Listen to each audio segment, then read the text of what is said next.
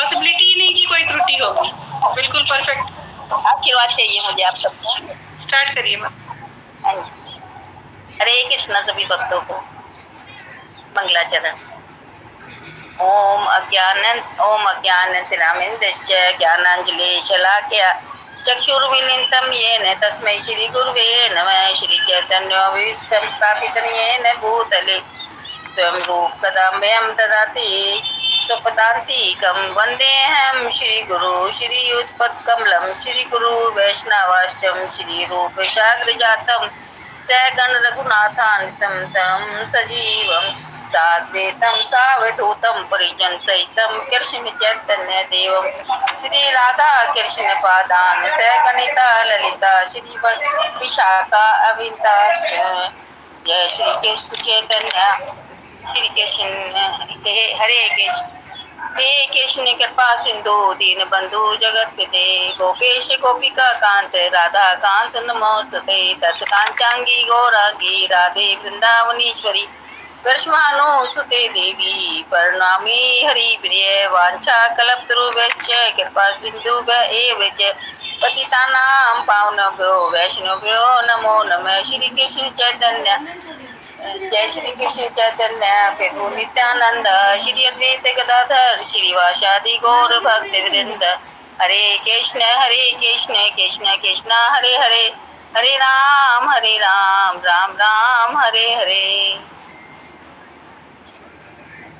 पदाय कृष्णाय भूतले श्रीमते भक्ति वेदांत स्वामिनीति नामिने नमस्ते सरस्वती देवी गौरवाणी प्रचारिणे निर्विशेष शून्यवादी पाश्चात्य देश तारिणे। ओम नमो भगवते वासुदेवाय। ओम नमो भगवते। हरे कृष्णा सभी भक्तों को धन्यवाद।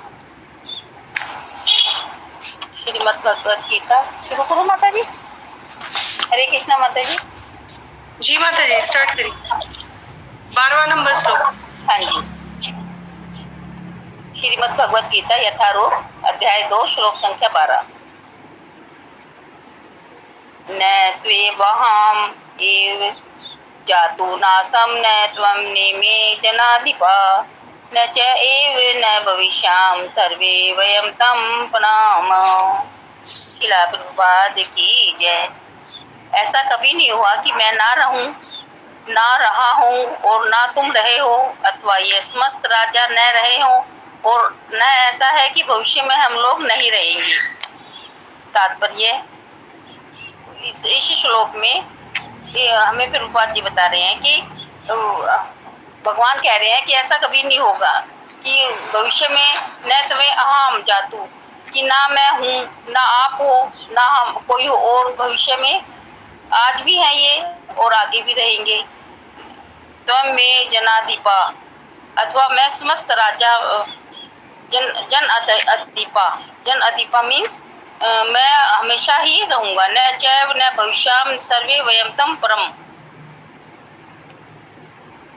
कभी नहीं, निश्चय ही भविष्य में भी और हम सब, अतः परम इसमें आगे। इसका न नहीं तू नहीं लेकिन एव निश्चय ही अहम मैं जातु किसी काल में न नहीं आसम था न नहीं त्वम तू न नहीं इसे इमे ये सब न जन अधिपा राजागण न कभी नहीं जय भी एव निश्चय ही न नहीं भविष्याम रहेंगे सर्वे वयम हम सब अतः परम इसमें आगे।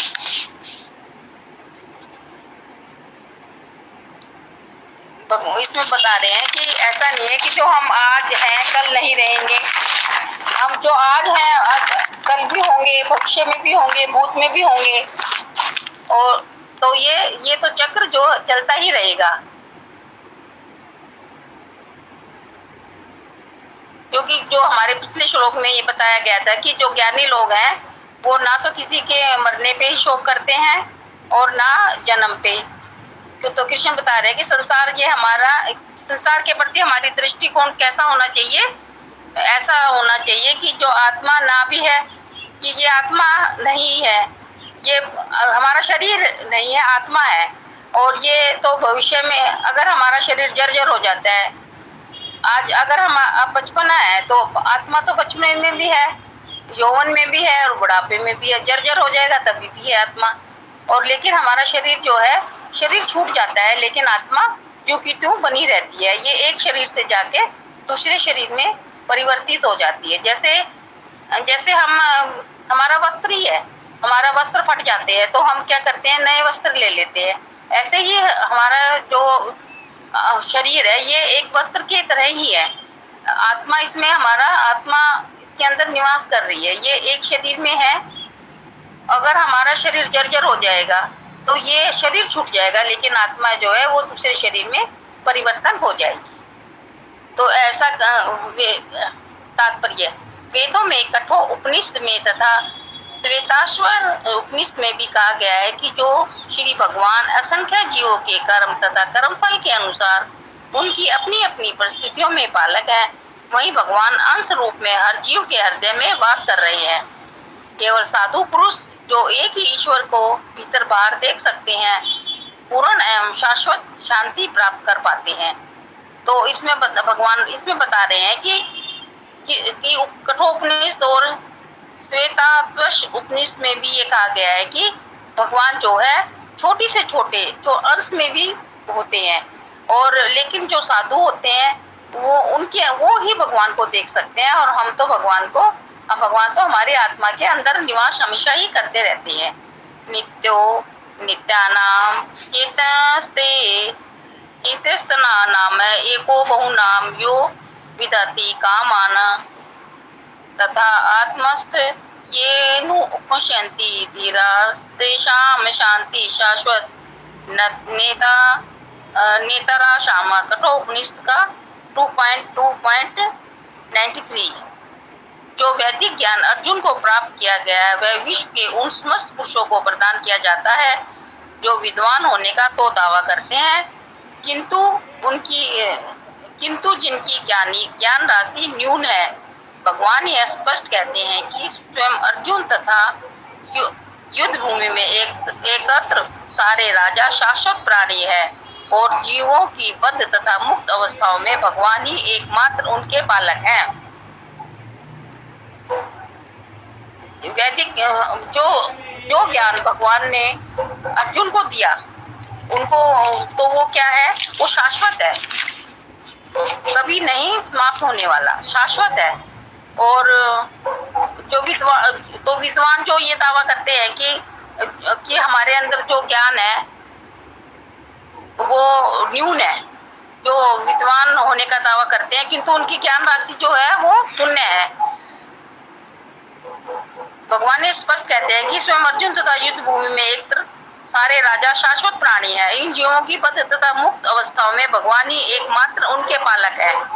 जो ये सारे हैं राजा हैं, जो सब कुछ है, जो वहाँ पे युद्ध भूमि में उपस्थित हैं, वो क्या है, वो सब बद्ध जीवी है तथा उनकी आत्मा, उनकी अवस्था जो है मुक्त है और भगवान ही उनके एकमात्र पालक है।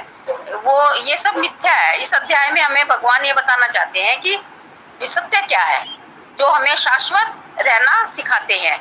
वर्तमान मिथ्या है और पास्ट और फ्यूचर का ना तो हमें पास्ट का पता ना फ्यूचर का पता कि क्या होने वाला है, ना पास्ट का कि हमें हमारे साथ क्या हुआ था, पिछला जन्म तो हमें याद नहीं है, तो ना हमें पास्ट का पता ना फ्यूचर का हमें पता, तो हमें तो सिर्फ वर्तमान का पता है ना। तो वर्तमान ही सच्चाई है और तो सब मिथ्या है। ये कल क्या होना है हमें नहीं पता, वो तो सिर्फ भगवान ही बता सकते हैं कि कल हमारे साथ क्या होना है। अर्जुन भगवान श्री कृष्ण से कहते हैं कि मुझे किसी योग्य गुरु की आवश्यकता है। जो भगवान, अब तक तो अर्जुन क्या थे, भगवान के सखा थे, और लेकिन अब क्या, अब वो अर्जुन भगवान को गुरु मान रहे हैं और वो कह रहे हैं कि आप मुझे अपना शिष्य बना लो। भगवान परम पुरुष है तथा भगवान का चिर संगी अर्जुन एवं वहां पर एक तत्र सारे राजागण शाश्वत पुरुष हैं। ऐसा नहीं कि ये भूतकाल में प्राणियों के रूप में अलग अलग उपस्थित नहीं थे, ऐसा भी नहीं है कि शाश्वत पुरुष बने नहीं रहेंगे। उनका अस्तित्व भूतकाल में था और भविष्य में भी निर्बाध रूप से बना रहेगा, अतः किसी के लिए शोक करने की कोई बात नहीं है। इसमें भगवान अर्जुन को कह रहे हैं कि जो इस सारे राजा हैं, तुम्हारे भाई बंद हैं, जो गुरु हैं, ये भूतकाल में भी थे और आगे भविष्य में भी होंगे। ये ऐसा नहीं है कि ये कभी थे ही नहीं या आगे होंगे नहीं, ये होंगे और पहले भी थे, पास्ट में भी थे, फ्यूचर में भी होंगे। लेकिन वर्तमान में जो हमारे साथ ये पोजीशन है कि आपको युद्ध करना ही पड़ेगा। ये तो पहले ही मर चुके हैं। जैसे कि कल प्रभु जी ने भी बताया था कि जब अगर एक स्त्री के कोई बाल पकड़ ले और उसको घसीट के ऐसे लाया दुशासन, तो वो तो उसी टाइम मर गया ना, उसने बालों को छुआ। और दुर्योधन ने वो द्रौपदी को के लिए जंगा पे कहा कि बिठाओ मेरी जंगा पे, तो वो उसी टाइम मर गया। तो ये क्या है, वो तो पहले ही मर चुके हैं। जो वहाँ पे 40,000 जो कुर्सियों पे जो विराजमान थे, राजा महाराजा जो भी थे, वो सब मर गए थे पहले ही, क्योंकि उन्होंने किसी ने विरोध नहीं किया। तो जिन्होंने ये दृश्य देखा वो सब पहले ही मर चुके हैं। तो इसमें तुम्हारे शोक करने के लिए कुछ बचा नहीं है। ये ना आज है, ना अब पहले थे, ना आगे रहेंगे। ये तो सब संसार ऐसे ही चलता रहेगा। इसलिए भगवान कहते हैं, भगवान अर्जुन को यही बात समझा रहे हैं कि ये शाश्वत पुरुष बने ही रहेंगे। यह मायावादी सिद्धांत के मुक्ति के बाद आत्मा माया के आवरण से पृथक होकर निराकार ब्रह्म में लीन हो जाएगा और अपना अस्तित्व खो देगा। यहाँ पर परम अधिकारी भगवान कृष्ण द्वारा पुष्ट नहीं हो पाता। ये संसार जो है मायावादी है। ये मुक्ति के बाद आत्मा माया के जब हमारी मुक्ति होगी, हमारा शरीर छूटेगा, तो ये तो हमारे शरीर में माया का आवरण ढका हुआ है, ये हमारे से पृथक हो जाएगा। आत्मा रह जाएगी और शरीर जो है किसी दूसरी आत्मा में विलीन हो जाएगा। और ये इसके साक्षी तो भगवान श्री कृष्ण स्वयं ही है। इसकी पुष्टि भगवान श्री कृष्ण स्वयं करते हैं। न ही इस सिद्धांत का समर्थन हो पाता है कि बद्ध अवस्था में ही हम अस्तित्व का चिंतन करते हैं। यहाँ पर कृष्ण स्पष्ट कहते हैं कि भगवान तथा अन्यों का अस्तित्व भविष्य में भी अक्षुण्य रहेगा, जिसकी पुष्टि उपनिषदों द्वारा भी होती है। भगवान यहाँ पे स्पष्ट कह रहे हैं कि ये अस्तित्व है, ये अक्षुण भंगुर है, जिसकी पुष्टि उपनिषदों द्वारा भी होती है। ये संसार तो ऐसे ही चलता रहेगा, लेकिन जो हमारा कर्म है वो हमें करना चाहिए। कृष्ण का यह कथन प्रमाणिक है, क्योंकि कृष्ण मायावश नहीं है, मायावश्य नहीं है।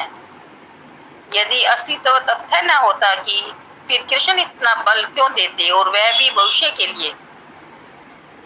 भगवान इसमें साफ बता रहे हैं कि ये तो मायावादी है सब कुछ, ये तथ्य है। अगर ये तथ्य सही होता कि हम आज हैं कल नहीं है, भविष्य क्या है, हमारा फ्यूचर क्या है, पास्ट क्या है, इसके बारे में अगर हमें कुछ नॉलेज होती तो भगवान हमें क्यों इतना बल देते, अर्जुन को क्यों इतना बल दे, इतना क्यों प्रेशराइज करते कि तुम युद्ध करो।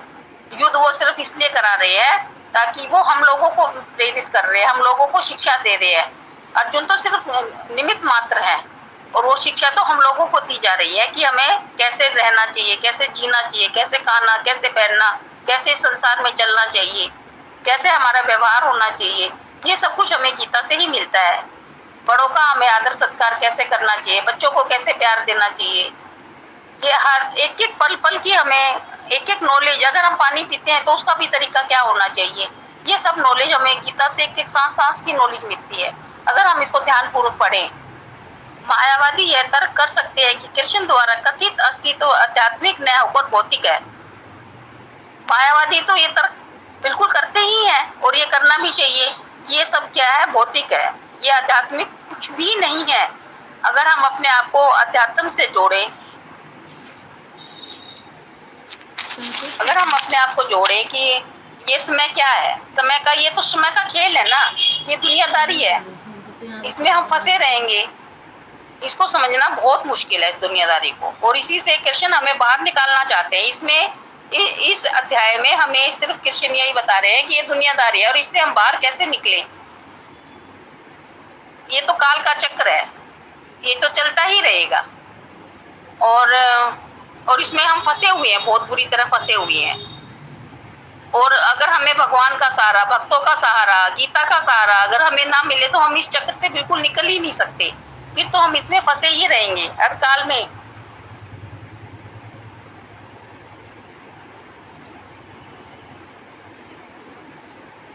यदि हम इस तरफ पहुंचते तो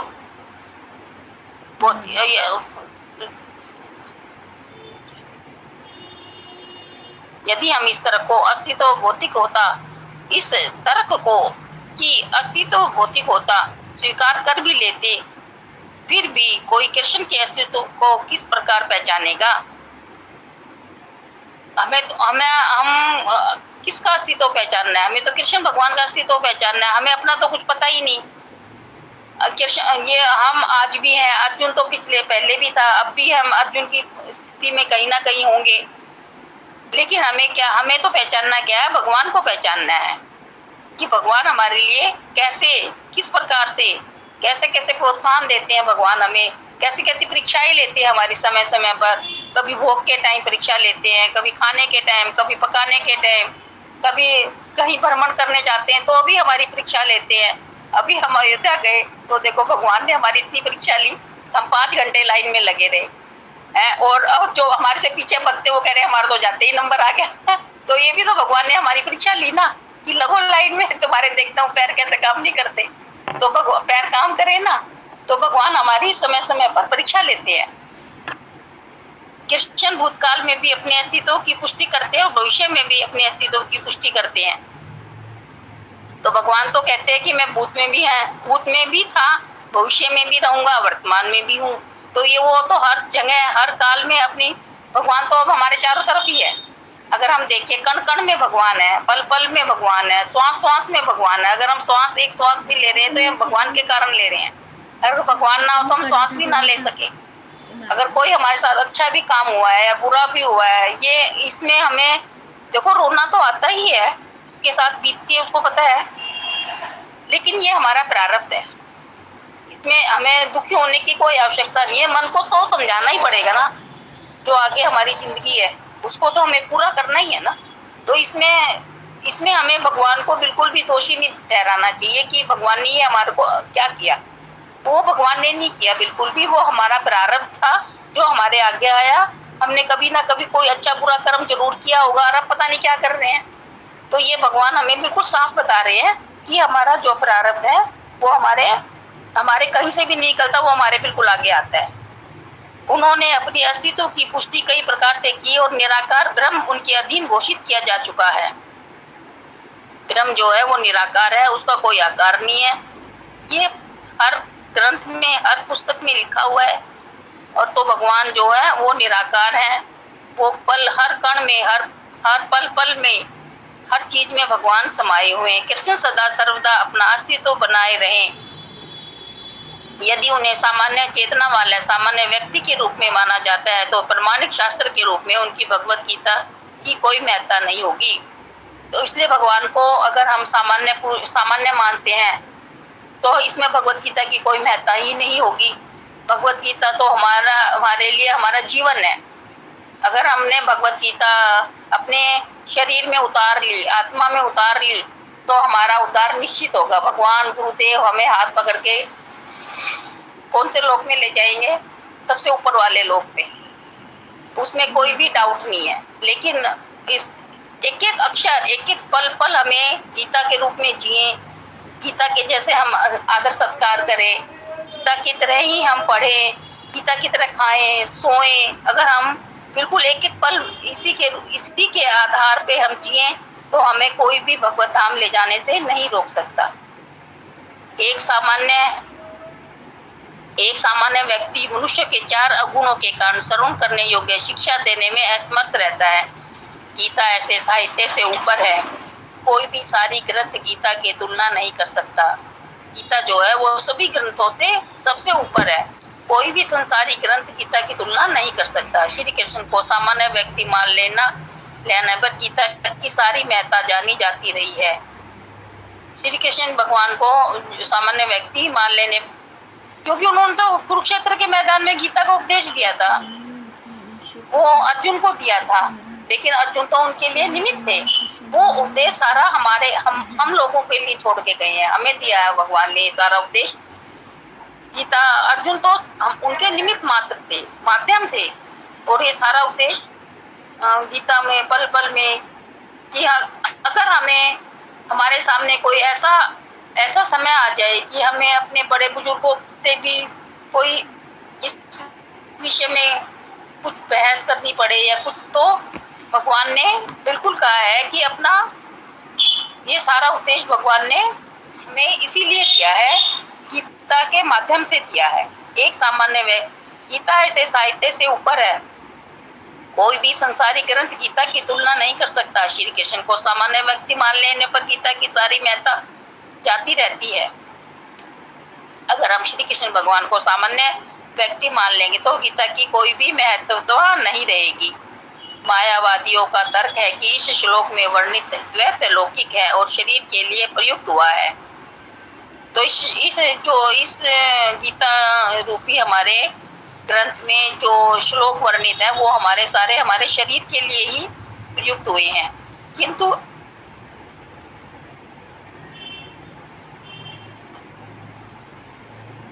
किंतु इसके पहले वाले श्लोक में ऐसी देह आत्मा बुद्धि की निंदा की गई है। एक बार जीवों को देह आत्मा बुद्धि की निंदा करने के बाद यह कैसे संभव है कि कृष्ण पुनः शरीर पर उसी वक्तव्य को दोहराते हैं। एक बार जैसे 9 नंबर श्लोक में बोला था ना भगवान ने कि शोक नहीं कर और युद्ध कर, इसमें 10वें श्लोक में हे ऋषिकेश, उस भगवान को संबोधित गुड़ा के ऋषिकेश। और फिर थोड़ी सी देर में भगवान ने कह दिया था कि फिर तो क्यों पीछे रथ के पीछे जाके बैठ गया, ये मैं बता नहीं पा रही प्रभु जी, माता जी कुछ इसका अलग से ही था।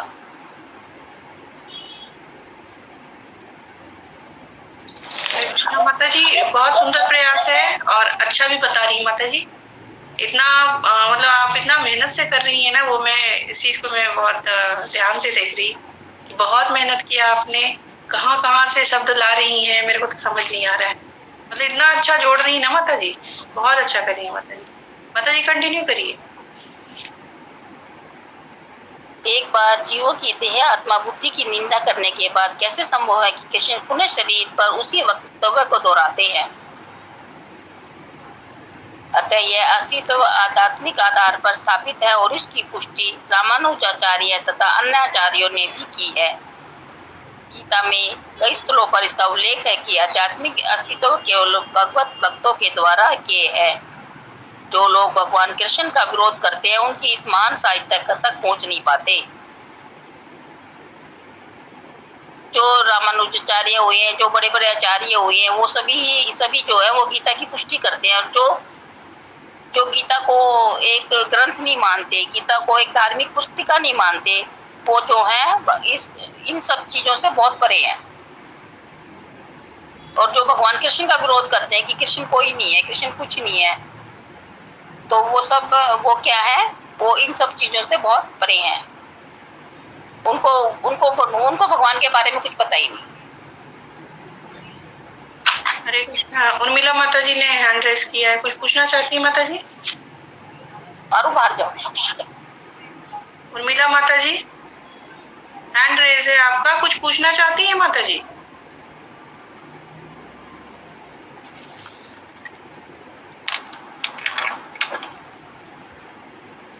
माता जी सुन नहीं पा रही शायद। ठीक है हरे कृष्णा माता जी। जो लोग भगवान कृष्ण का विरोध करते हैं उनकी इस महान साहित्य तक पहुंच नहीं होती। भक्तों द्वारा गीता के उपदेश को समझने का प्रयास मधुमक्खी द्वारा मधु पात्र चाटने के सदृश है।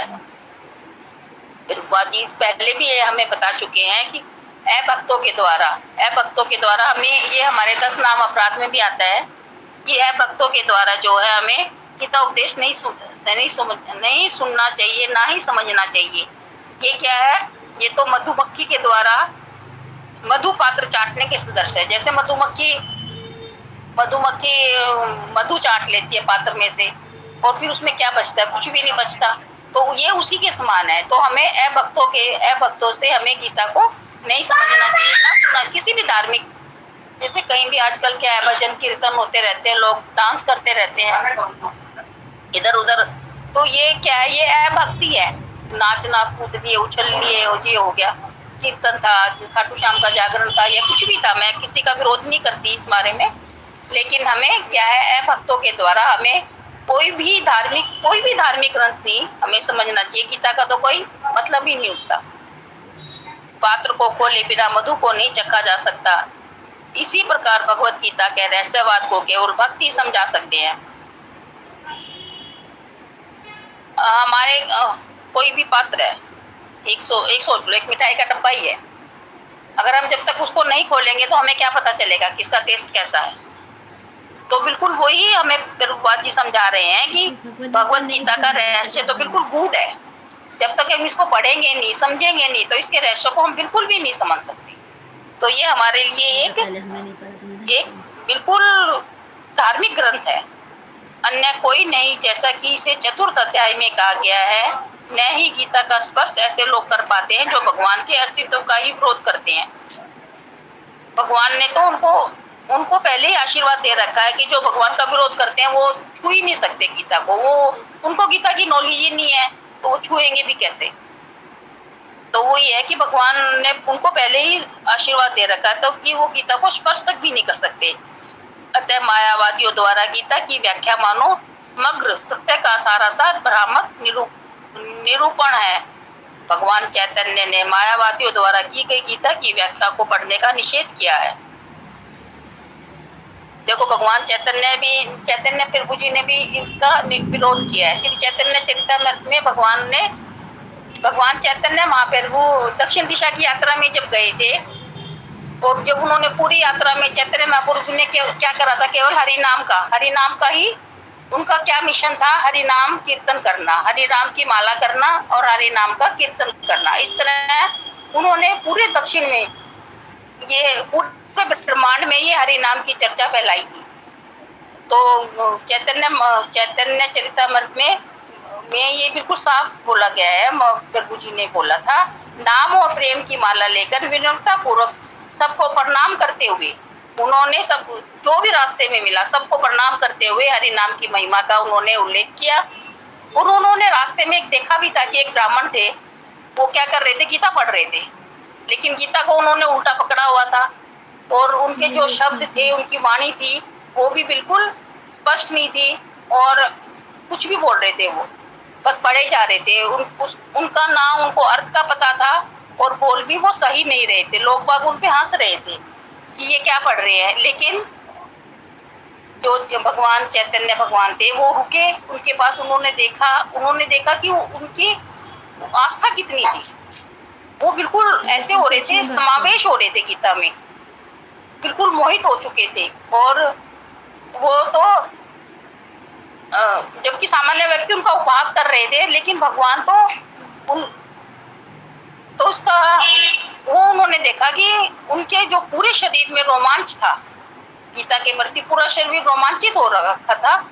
और उन्होंने पूछा कि आप ये क्या पढ़ रहे हो। रुके वो उनके पास, ब्राह्मण के पास, और पूछा कि आप, तो उन्होंने बताया कि ये मेरा गुरु का आदेश है कि मैं गीता पढ़ूं, चाहे मुझे पढ़नी आए, जैसे भी आ रही है मुझे नहीं पता। तो ये उनका पूरा आदेश था।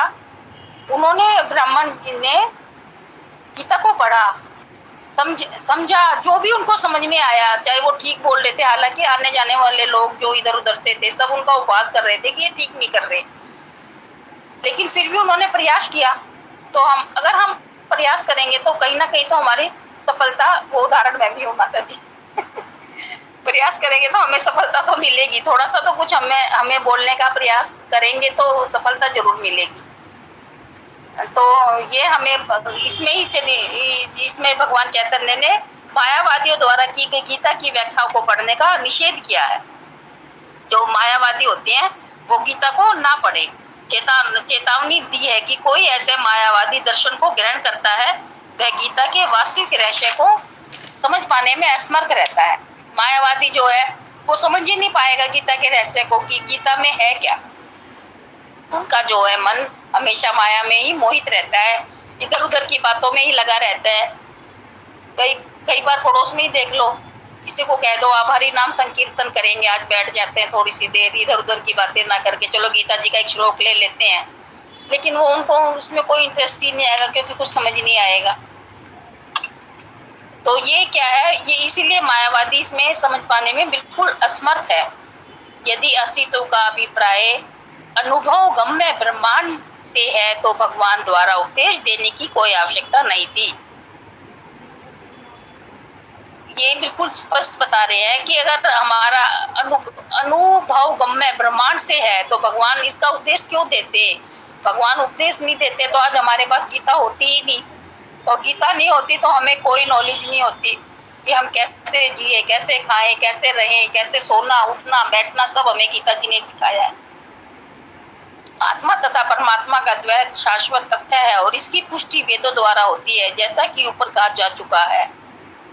आत्मा और परमात्मा ये तो भगवान की ही देन है। हमारा शरीर है और आत्मा, हमारी आत्मा तो छोटा सा अणु मात्र है, और जो हमारे शरीर के अंदर है। तो शरीर हमारा क्या है, शरीर तो हमारा गल जाएगा, जल जाएगा, हवा इसमें वायु में समा जाएगा, सब कुछ हो, शरीर के साथ तो सब कुछ है ना। लेकिन आत्मा ना कभी मरती, ना इसको कोई जला सकता, और ना ही हम छोटे छोटे थे तब मैंने सुना था, जब अस्थियां चुभने जाते थे तो कहते थे आत्मा राम, और लेके आते थे अलग से कि ये आत्मा जलती नहीं है। तो हम बच्चे थे तो हम हमारे दादाजी से, जैसे हम उनको कहते हैं आप हमें दिखाना आत्माराम क्या होता है, तो वो अब समझ में आता है कि ये आत्मा है। तो आत्मा वास्तव में जलती नहीं है। जब वो लेने जाते हैं, अस्थियां चुभने जाते हैं, तभी आत्मा को अलग से ही लेके आते हैं वो। हालांकि ये तो मतलब लौकिक जगत में ऐसा है, आत्मा तो पहले ही निकल जाती है हमारी, और शरीर छूटता है तो आत्मा तो पहले ही निकल जाती है। लेकिन फिर भी ये भ्रम रहता है कि हम आत्माराम को लेके आए हैं। तो इसे तो ना जलाया जा सकता, ना गीला कर सकते, ना ये हवा में समा सकता, ना इसको कोई काट सकता। हरे कृष्णा माता जी, मुझे तो इतना ही समझ आया, और आप सब लोग इसमें जोड़िए। हरे कृष्ण। बहुत सुंदर माता जी, छोटे छोटे आपने जो उसमें स्टोरी भर दी वो बहुत अच्छा था। जो आपने एक एग्जांपल दिया कि कैसे आप अयोध्या में दर्शन करके आएंगे ना 5 घंटे खड़े होकर के, तो ये तो परीक्षा है। और भगवान तो ऐसे आसानी से मिलते नहीं ना, भगवान को पाना है तो थोड़ी तो तकलीफ झेलनी पड़ेगी। तो ये सब एक एग्जाम्पल है। इसलिए दर्शन जो होते हैं ना वो बिल्कुल इजीली नहीं मिल जाता। जो इजीली दर्शन कर पाते हैं वो भगवान के दर्शन नहीं करके आते, वो केवल विग्रह को पत्थर के समान समझते है ना। तो जो भाव से जाता है ना वो तो और चाहता है कि और कष्ट हो, और देर तक मैं इस प्रांगण में खड़ा रहूं, है ना, जो भाव से जाते हैं। और जिनको हड़बड़ी रहती है बस जा करके देख करके आ जाना है कि काले पत्थर के बने हैं कि वो सफेद पत्थर के बने हैं, कैसी उनकी नक्काशी है, वो देखने जाते हैं। तो वो ना आगे जा करके सोर्स लगा के आगे लाइन में चले जाते हैं और देख लेते हैं। तो भक्तों की यही पहचान है कि वो वेट करे और फिर भगवान के दर्शन पाए। तो ऐसा ही होना चाहिए जो कि आप अभी करके आई हैं अयोध्या जी में दर्शन। तो बहुत सुंदर माता जी ने बताया, और ये श्लोक तो बहुत सुंदर है। लेकिन मेरे को आज बहुत दुख हो रहा है कि किसी भी भक्त ने अपना वीडियो ऑन नहीं किया। मैं बार बार बोलती हूँ कि प्लीज दर्शन दीजिए, तो कोई भी अपना वीडियो ऑन नहीं कर रहे हैं। और अदर भी क्लासेस जो चल रही है ना उन सब में सब अपना वीडियो ऑन करके रहते हैं। एक क्लास तो ऐसी है उसमें सारे भक्त वीडियो ऑन सबका रहता है। आप भले ही घरेलू कार्य करते रहिए, क्योंकि सबके घर में तो एक ही कार्य होते हैं ना, लेकिन वीडियो ऑन रहता है ना तो लगता है कि हाँ सब प्रेजेंट है, सब प्रेजेंट है। हाँ, ऐसे लग रहा था कि मैं और मंजू माता जी हैं केवल क्लास में और सारे कोई आया ही नहीं, ऐसा ही फील हो रहा था मेरे को। तो धन्यवाद सबका। प्लीज आगे से वीडियो ऑन करके क्लास करें, ये रिक्वेस्ट है मेरा सबके लिए। तो प्लीज इस बात को थोड़ा सा ये करें। वीडियो ऑन करने से लगता है कि क्लास रियल में हो रहा है ना। और भक्तों का दर्शन पाना बहुत इम्पोर्टेंट है, इसलिए भक्तों के दर्शन भी हो पाते हैं, है ना। तो कोई अदरवाइज ना ले इसको, आप भले ही घर के कार्य करते रहें, लेकिन सुनते रहें और वीडियो ऑन करें, कोई ये नहीं है ना। और माता जी ने बहुत सुंदर बताया, बहुत सुंदर बताया। माता जी का प्रयास जो है ना, ये हम सबको इंस्पायर करता है कि हमें भी ऐसे ही प्रयास करना है ना। प्रयास करेंगे तो सफल तो होंगे ही। और आज माता जी एग्जाम्पल है इसकी, कितना सुंदर प्रयास किया माता जी ने बताया। कहीं अटक भी रही थी ना तो फिर निकल जा रही थी, वही मैंने देखा, अटक जा रही है फिर कोशिश करके निकल जा रही है। तो कितना मेहनत किया माता जी ने। धन्यवाद माता जी इतना सुंदर क्लास देने का। और थोड़ा सा मैं बोल लेती हूँ, 5-5 मिनट 2-2 मिनट सब बोल लेंगे तो फिर क्लास पूरी हो जाएगी। क्योंकि यहाँ पे इस श्लोक में है ना कि भगवान ये कह रहे हैं कि ऐसा कभी नहीं हुआ कि मैं नहीं था, है ना तू एव अहम न आसम, है ना, कि ऐसा कभी नहीं हुआ कि मैं नहीं था। तो भगवान क्या है, मतलब कि हमेशा से भगवान रहे हैं, है ना। और फिर भगवान क्या बोलते हैं कि ऐसा भी नहीं कि ये राजागण नहीं थे, है ना। तो जो लोग, जैसे महाभारत सीरियल में देखा गया था कि वो ज्योति पुंज आती है और देवकी के घर में समा जाते हैं। तो महाभारत सीरियल देखने के बाद